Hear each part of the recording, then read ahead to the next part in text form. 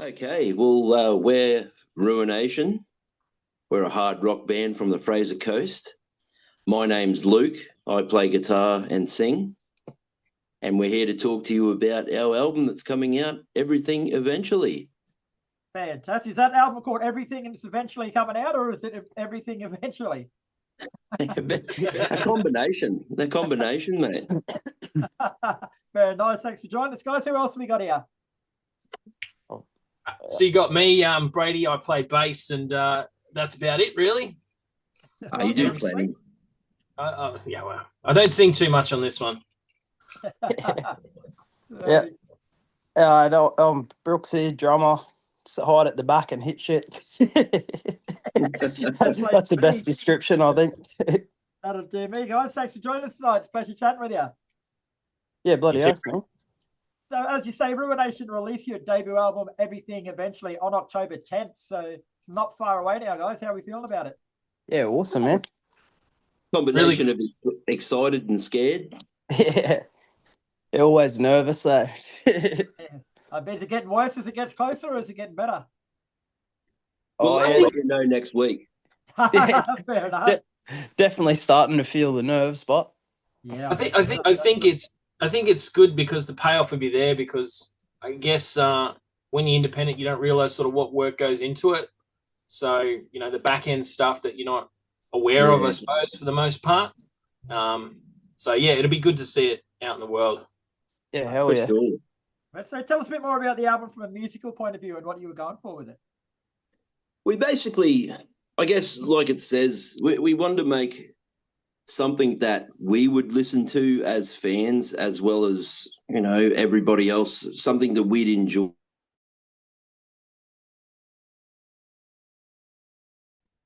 And hoping that people will catch on. And as an album, it's 11 pretty solid songs. I mean, we've been playing them live for a little bit. But they're pretty well fleshed out ideas. That's a very collaborative experience. It was. It's a hard rock gem. Yeah. Nice. Now, Luke, you've been quoted as saying that this album is a reflection of our journey and growth as a band. So, how so? Well, that sounded pretty good, didn't it? It did. Now you got to. They're very professional. So I guess now the jig's up now. I guess I've got to explain it. But yeah, look, I guess as far as the songs even, but not only the songs, like us three as musicians, bandmates, friends, like the relationships that we have with each other and other people, it was very much, it was a combination of all those things, and the songs pretty much just wrote themselves. And that's the best way that I could think to sum up this journey so far, No, I was just going to say, I mean, the big thing for us is that we've known each other for ages. We've all been in different bands and playing music for, 20 plus years. But we've never been in a position where organically it just sort of all has happened really well. I mean, we've been jamming 3 years, give or take, but the music itself is, Luke's always had the basis for it all, but to have it all come together and then play the gigs and just have the launch that we've had, it's just made it pretty easy for us. So the music's, come pretty easy, I guess, in the end. And yeah. We're definitely learning the business on the fly. Yeah. A lot to it, isn't there? Yeah, definitely. Straight in the deep end. One more quote to throw at you, Luke, and then that's it, buddy. But you also said that it's not just 11 songs, it's 11 statements. Yeah, that's absolutely correct, man. 100% best way to describe them. Look, there's going to be, obviously, with everything we learnt from our, masters, so to speak, but definitely the statement parts, because as a band, we're a pretty raw, organic, straight down the line, no frills band, and their statements basically, and that's the best way I can sum that up. That's very correct. Yeah. Yeah, definitely. Statements in hard rock. Yeah. Nice. Now, the album picks up where your 2022 EP Whispers left off. So, picks up how thematically, or picks up musically, or? Well, it's quite funny you bring that up because I've listened to that old recording the other day, and as good as it is, and as much as I still love it, I listened to that and I've seen some footage of us live when we first started and seen some footage of us now and like obviously the recordings of us now.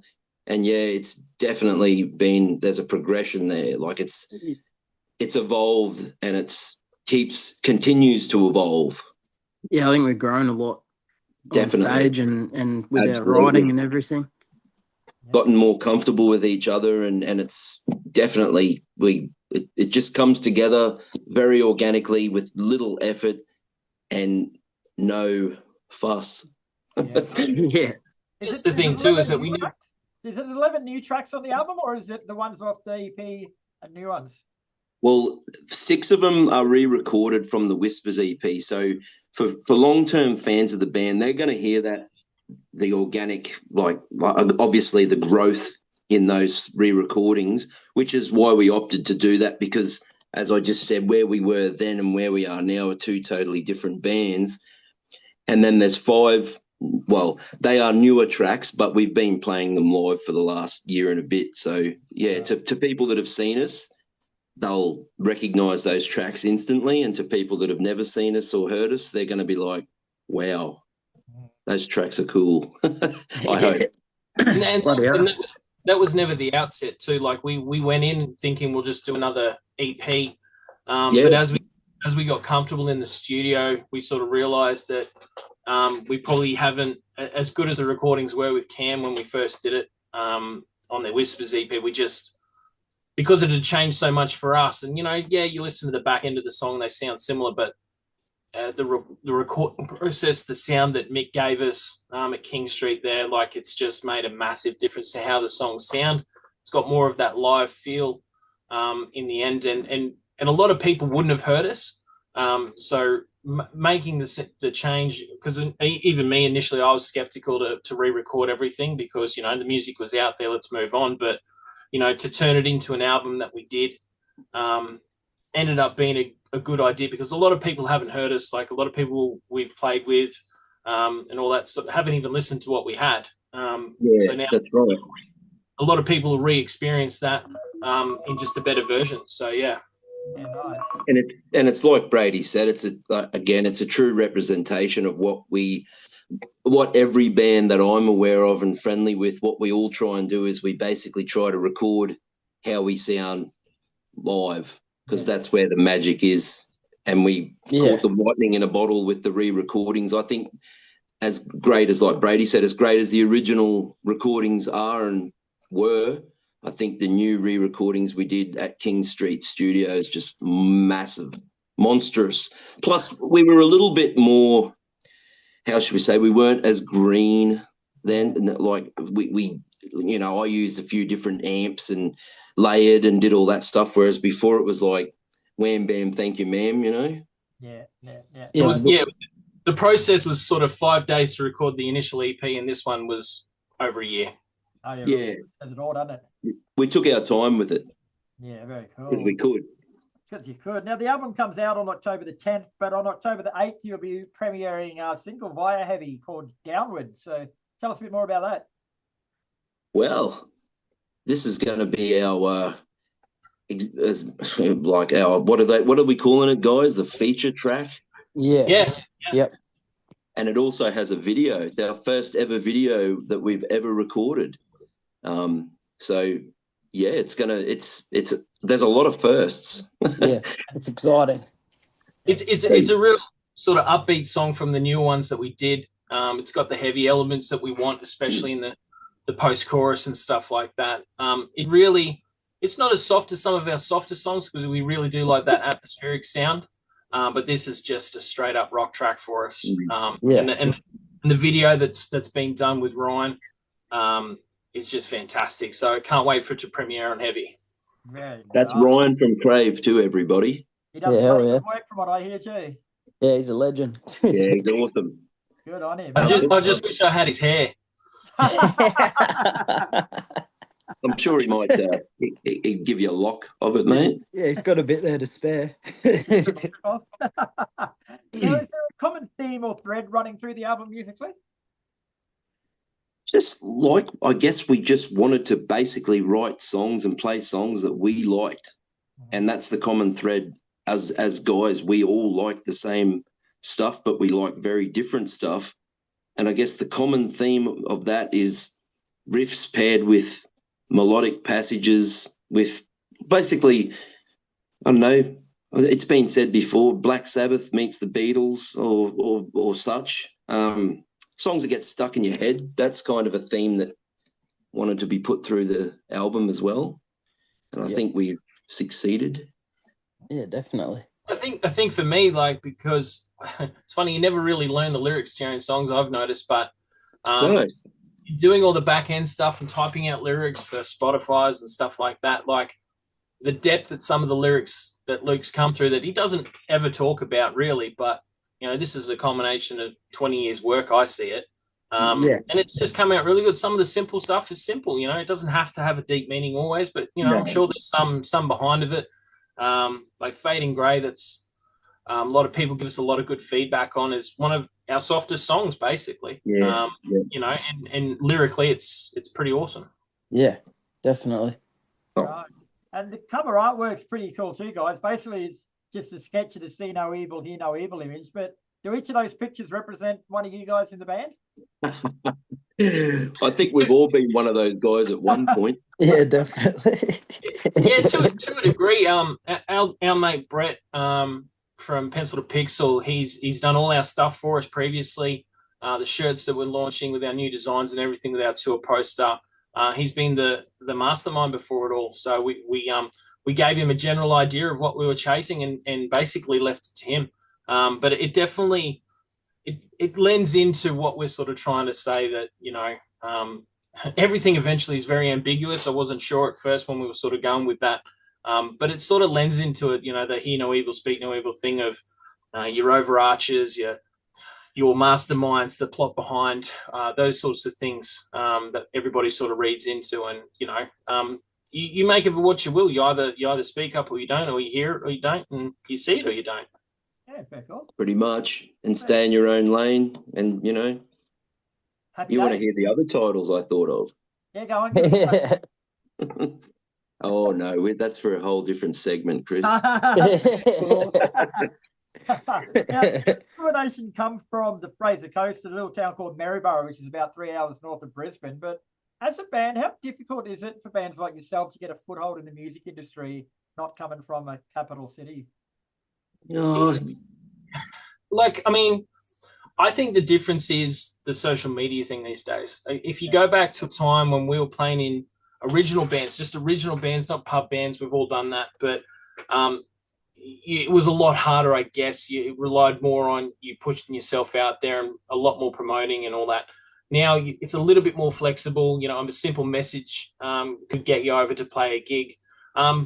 But getting consistent gigs that comes down to your performance and obviously your personality.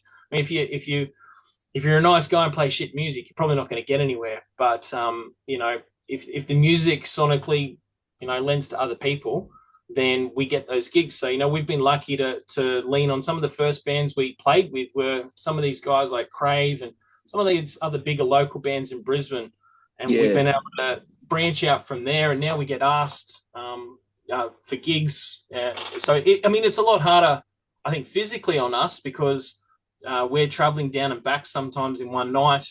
So that's probably more of a toll than anything, balancing it around family. We'd love to be playing more gigs every weekend where possible. And really to do that, you've got to be down in Brisbane or the sunny coast to really make that happen. But I think based on where we are, we do a lot and we do what we can. We definitely push it, and we definitely if for us to not be able to do it, there's got to be something really hectic going on, because we pretty much very rarely say no to any type of gig, and we'll travel. That 45 minutes that we're up there, it definitely beats out the 3 to 4 hour travel there and 3 to 4 hour travel home. Once that energy and that sound on stage, it's all that's what it's all about. Yeah, you forget everything once you're up there, eh? pretty much. You forget that your phone bill's due and your dog just had pups, or you just got your resignation letter from your job or whatever. A list of things. That's where it comes from. So what we're trying to basically say is we will travel and we will play, and it's never an issue for us. Yeah. But yeah, because we love it, eh? it can, like you said, the demographic thing sometimes. I mean, it would be cool to be able to, we're playing it, 20 minutes down the road or something, which we do around here. But yeah, hey, look, what do they say? Beggars can't be choosers. And talking of live shows, you've got a hometown album launch coming up at the Carriers Arms Hotel. Tell us more about that. Yeah, correct. That's actually the day the album drops too. Yeah, I believe the 10th. So that's at the Carriers for all you local listeners. I believe, what have we got? Hyena Smile on the lineup. Purple Hill, Punctilious, and just us. And is it just us? I thought there was one other. Yeah, no, East Coast Alternative are hosting it. So the good thing with that, it's a free gig now at the pub. So any punter can come along and just listen and have a drink. And then, they've been getting really good crowds for local gigs. The last one that they had about a month or 6 weeks ago, they had, I think the biggest crowds they've had through there, like 100 plus people, which for our area in that side is really good. And they've gone from having 20 people, 10 people to having that sort of crowd through. So, yeah. Yeah, it's growing slowly, eh? Yeah, you've got to be prepared to have someone that gives it a chance. Too many venues put gigs on, and after the first 2 or 3, when they're not working, they can. Yeah. But you've got to give it time. Exactly. And it grows organically. And that's what Brady just said. That's exactly what's happened. Like the ECA scene, we've seen that grow and grow. And then, like, they're based out of Bundaberg and they run shows up in Bundaberg. But to come here and promote and do stuff here, it's phenomenal what they're, and it's going to be an awesome night. Like, it's going to be a very sonically, we're going to be, how we say, we're going to be running the not running the gauntlet, but we're definitely going to be on our best behavior, but also we're going to give the punters something they'll remember, because it's, I guess, in a way, it's kind of our thing a little bit too for the album. So, very nice. Is there any other shows you got coming up before the end of the year? Yeah, well, funnily enough, we've been working with Davey from Hostile Entertainment, and he's a great guy. You probably know him.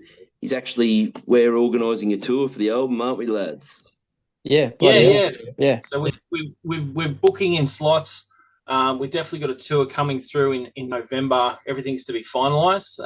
4 dates in and around Brisbane, Gold Coast, Sunny Coast, which is going to be phenomenal. All great venues. We've got some great bands that are coming along with us. I think Verity is going to be playing almost all the shows with us from what I see. So we're really excited about that. It's a first for us. Yeah, it's going to be fun. It's another first. Oh, yeah, I love all these first, guys. Yeah. Everyone remembers their first time. Yeah. Right, that's all I got for you guys. The album Everything Eventually is out October 10th. Thanks for chatting with us today, and best of luck with it.